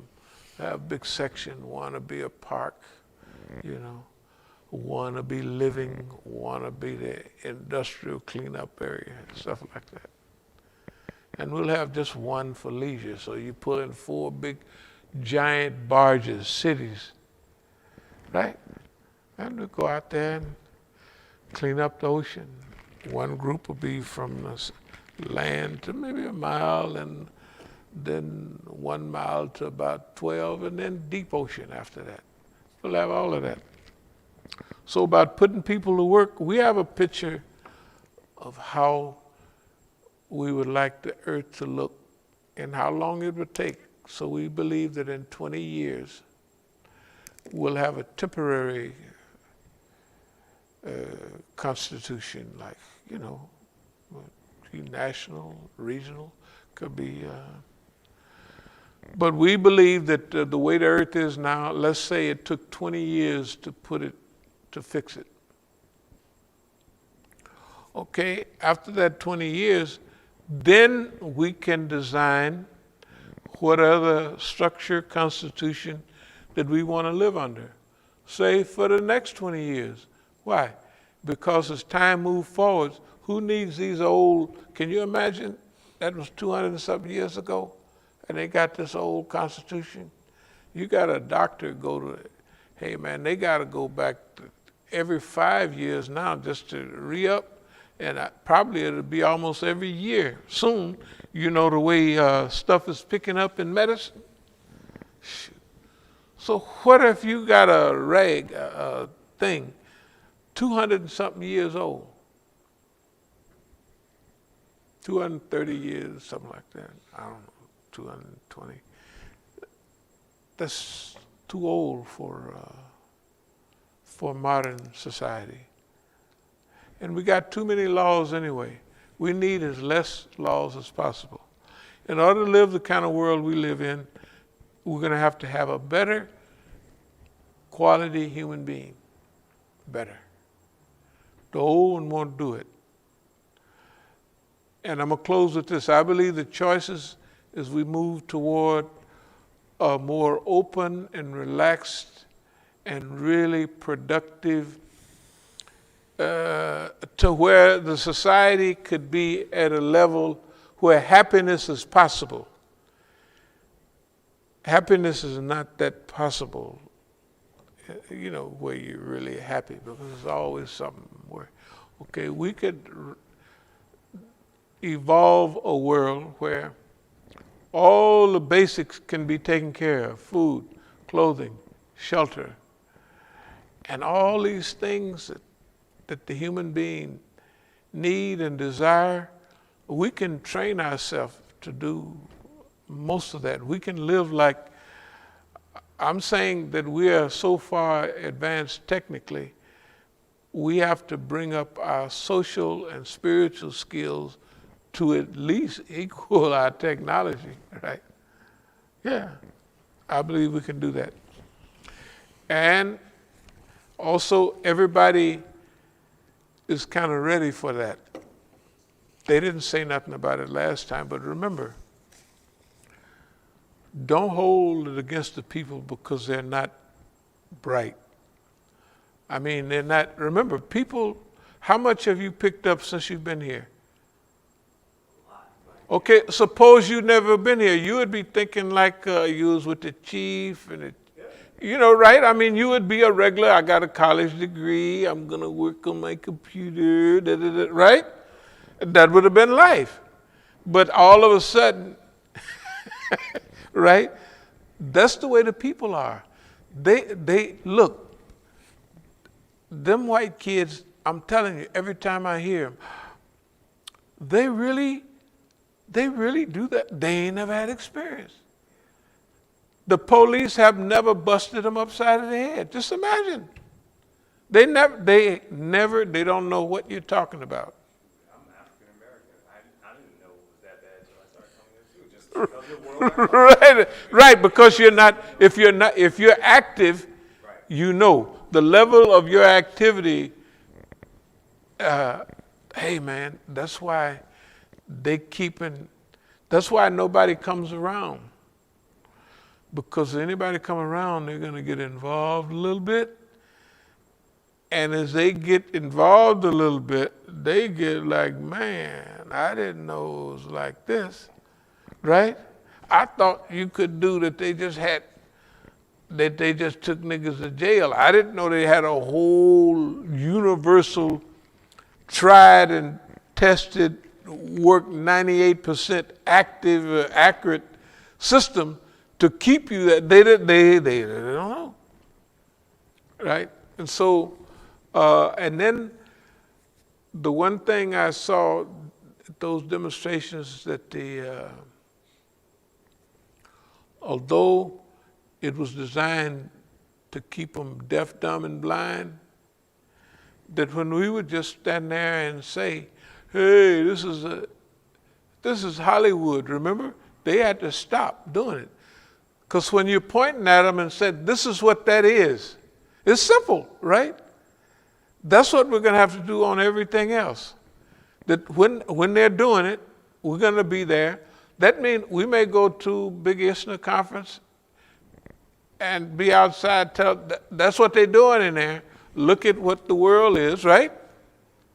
That's what the practice is. That's what, when we practice to go out and chit-chat, we're just practicing, just warming up. We're not going out there to convert nobody, but we go over to, what's the name, for a while, we go to the White House, we go here and there, and say, okay, this works. So when I leave here going to California, I'll go down to Texas. I'll stand right out there and run.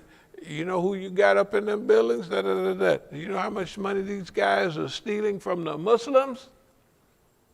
They got the masjid in Richardson and all of that. I've been down there all in Dallas. Shoot, I just go and talk to everybody. That's what they do. And suppose 5% of them hear it. Fine. Because 5% of them going to definitely say, all them white folks and old suit-wearing Muslims, they never did nothing for, and everybody they was around went to jail forever, right? Can you imagine, out of all the 8 groups that were involved with them, none of them recovered. And that's what they're saying from the lecture. I said, well, shoot, we be recovering. We don't, they ain't hurt us. I mean, they do their stuff and we be rolling right along. But none of the big groups, Holy Land Foundation, and they get around Holy Land Foundation. Some of the ex-Holy Land Foundations are right out there. When we first started feeding, remember all the camera people coming around taking, oh, I just happened by, bull crap. Okay. I'll close with this. I'm downtown when they had a big program down at the convention center.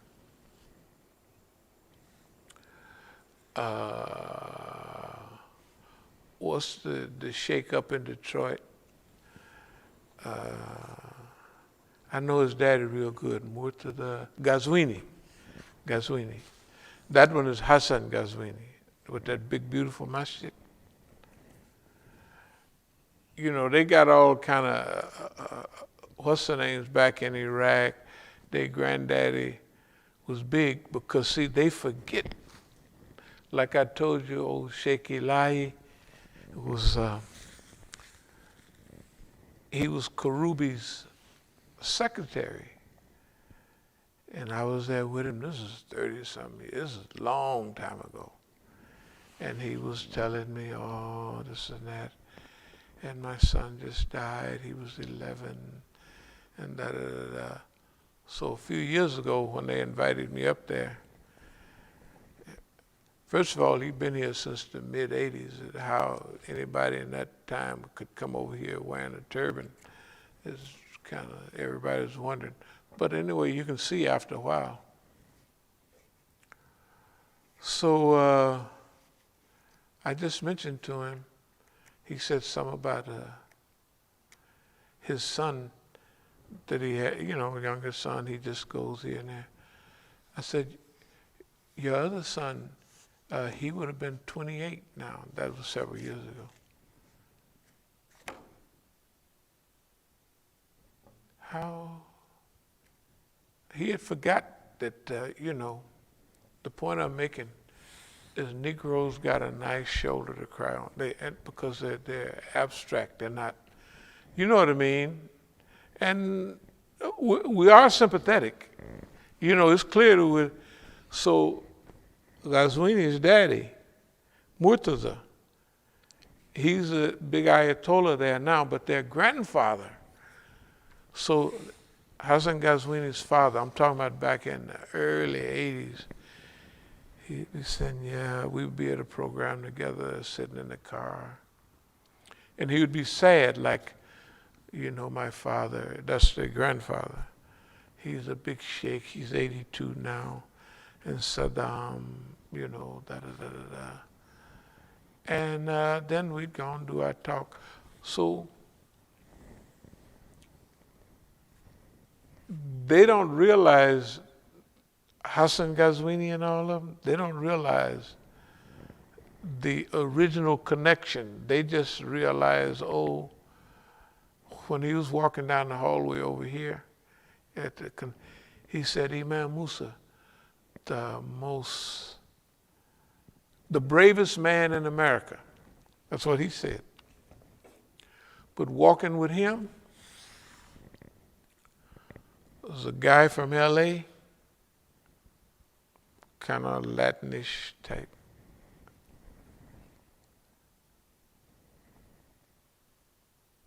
I looked at him, and I remember when I used to go to headquarters, I thought that most of them were kind of tattletales, and there he is. He's right there with Hassan Ghazwini. I said, yeah. And he looks at me like, I know you recognize me. I know you know me. I know I spent days talking to you when you'd come to LA. That's why everybody is surrounded. Even if they agree to be Uncle Tom's, they're going to put somebody on them anyway, just to make sure you don't go to bed one night and wake up with a cold sweat and want to do right. That's the way it is. Okay? Now, we got all of that, but you know what we got? We got history and kindness, and we got Allah on our side. And we wouldn't be here today talking this talk if Allah wasn't with us. It ain't nobody, no Negro, a group of Negroes could have got us here, right? Tell the truth. Hey, they couldn't have got us here. Here and in this condition, where one of the greatest things is a Negro by here the other day. He brings meat. He used to be here all the time. So he's bringing some of that vegetable stuff. Good guy. But he was here, a lot of stuff, funny stuff used to happen. But he told me the other day, man, when I went out to so-and-so, I was asking about some of the food.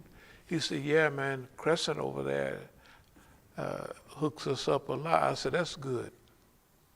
That is good. The Crescent, Caribbean Crescent. I didn't know that they, because the job that he has is a job that kind of the people that hate us gave him, I wouldn't take it no matter, but yeah, man.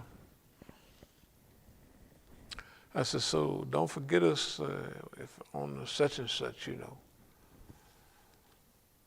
Because we don't just turn people out and say to us, okay, they can cut us loose. They can do anything they want. In fact, the thing that they do may be exactly what's harmful to us, but up close. Yeah. So instead of people used to come here when they came out of prison, they go other places. Instead of people the fringe people that used to kind of be around, you don't find them here anymore.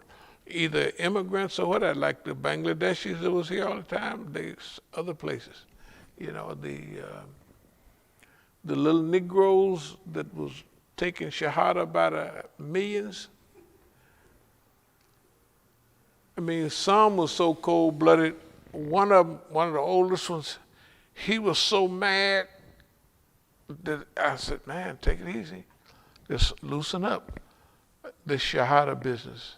He probably had 10 cases, juvenile cases, and that's my problem. But anyway, so the guy says, now I know that probably there's $100,000 worth of oil out there. I don't know, it's big gallons when a little bottle is worth $10. I know gallons, right? So, yeah, man, they hooked me up. Then such and such a crew, they gave me $40,000 cash. I said, yeah? Yeah, then somebody gave me, it was 20,000 or something. And you know that like the little money we get about 1,000. You know, them little, those cards, yeah, gift cards. So he's telling me, well, yeah, I got 40,000 cash, and they just told me to give it to. They said people asked them where you need to distribute money. They said they gave it to me, cause such and such. Then there was another, I don't know, it was 20,000 in cards or 30,000. The people gave us. I had a little handful out there. Right, it wasn't nothing. I mean, excuse me, I don't say it wasn't nothing. I won't say that. But it wasn't you wasn't gonna just retire on that little bit of money. And they didn't get it they out here in a hurry either. They waited, but anyway, I said, well, don't forget us. So I was just thinking, now, you know, whatever we do, we don't say, well, you know, when you got out of the pen, we gave you a place to stay, paid you. We don't say that. I just said, next time they come around, don't forget us. You know what I mean? Like you do know we're cut off from, you know, like, so they was probably saying that to one or two things, to show, look how good we treat our niggas. Well, I don't want that. They can give it to you and then you can give some of it to us. That's all right. But they can't give it to me directly, or they can't, because there's a screen. You know, in other words, they offered us, it was 40 years ago. It was 40 years ago. You can be, you know, MSA, I was famous as I could be. They offered me that stuff then. I don't want that. You can't, I'm not doing that. And every now and then they come back with, and they send people by here, man. They gave me $40,000 cash. I was saying if they give a nigga $40,000 cash, he'd be flying by here in a helicopter. You know what I mean? I mean, but they want to put that out, that look how good we treat our niggas. Well, I'm sorry. You can keep your Negroes and all the other stuff that they have. And I'll close with this. If, you know, the system give away things that they're worth something to everybody else, they can give everybody in America a Mercedes brand new Benz. It wouldn't be nothing to them, because they just print money, right? And one thing I'm gonna say that's off the subject, and if they've been talking about reparations here and there, I'm gonna ask that there's a 4-year course, in money management before they give any Negroes any money. Because when they do, all the Benz people, everybody gonna get them a shop right in a order catalog for Negroes. And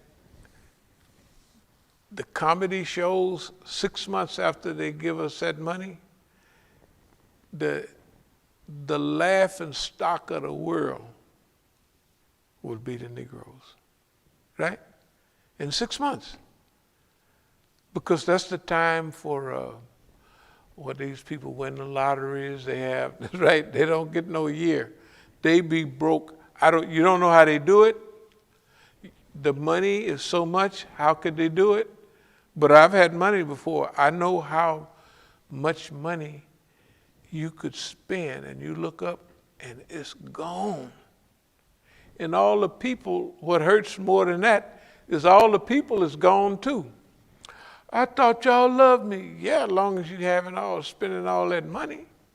There's people who their life is centered around finding suckers. You know, they migrate from one, rich person to the next. That's what they do. Suppose it's all these Negroes. I think we'd have to get an army of people to,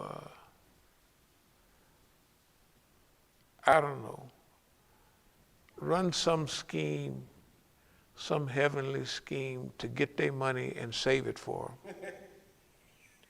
No, we'd have to do that. We just figure up the biggest lie that you ever heard and tell it to them, and they'll believe it, right? And we'll get their money. We'll have their name, their account, and it's their account. And every 6 months or so, say we got a $2 million in his account, Johnny Jones' account. We go by and give him $50,000. You know what I mean? Of his own money that he gave us for the lie we're going to tell him. But all we got to do is tell it. It has to be big. It has to be unreasonable income.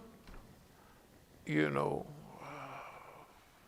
give you, there's a colony of Negroes on Mars that they live in gold houses, something like that, right? And the white folks here, they're not telling you. We just need your help to build spaceships. And when we go out there to Mars and we get all that gold, you're going to be in. We're not going to let everybody know. Because the white folks ain't letting nobody know. They're trying to get this. And we're going to bring that gold back to here. And all we need is your $500,000. And we're gonna name the rocket ship Johnny Jones, or Sweet Johnny, or Fast Black, after you. We're gonna name the rocket ship with it. And the nigga gonna hand over the money. Sure he will. It's too good to be true, right? That's what they like. It's too good to be true. You want to tell them we're going to buy farms all over America and invest in that farmland, and we're going to plant the great crops for black people and feed the world? Shoot, he don't want to have nothing to do with that. Right? So no, we're going to have options. So we thank all y'all very much. But remember the concept of leaderless resistance. The next time we talk to you, we're going to outline it in more detail because we didn't have time. We just put this together right quick. But what we want you to do too is look up the idea of leaderless resistance and then nonviolent resistance. So thank y'all very much. As-Salamu Alaikum wa Rahmatullahi wa Barakatuh.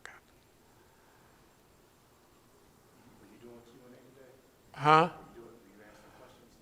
Oh, yeah. If it's a question and answer, sure. We wouldn't want to. But tell everybody we stretching out now, so we're not gonna be touching the ground much. We're gonna be this is gonna be real airy after a while. So you have to be grounded already. This is the people who's been listening for a while and understand. Okay, did you have any? Well, no, it's just comments. Facebook has lockout, drop both posts, they block everything. But I put a link up to the YouTube as well, so that people can find it. There was another brother. Oh, these are comments. They weren't questions, but this is another brother. What did he say? There's a YouTube Yeah, blocker. he said Facebook has lockout, drop both posts, they block everything. So is he saying that has happened to the imam, or that's what they're doing? I would have to clarify. We haven't clarified whether. Yeah, you can have them clarified, but remember, that ain't no news to us. That's why we have get all the DVDs, and we check them all to see if they show, and that's a bigger proof for us. If we got proof that we've been on there, and they blocked it out, shoot, yeah. Remember, we're gonna use everything against them.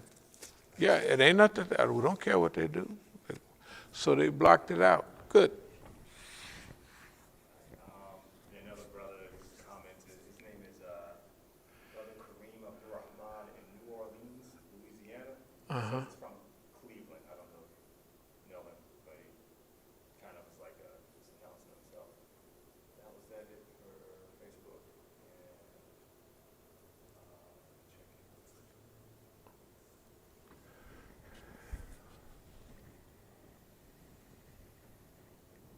yeah,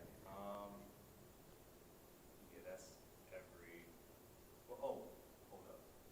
Some comments came in on Juma for the cook-off on Friday. Right.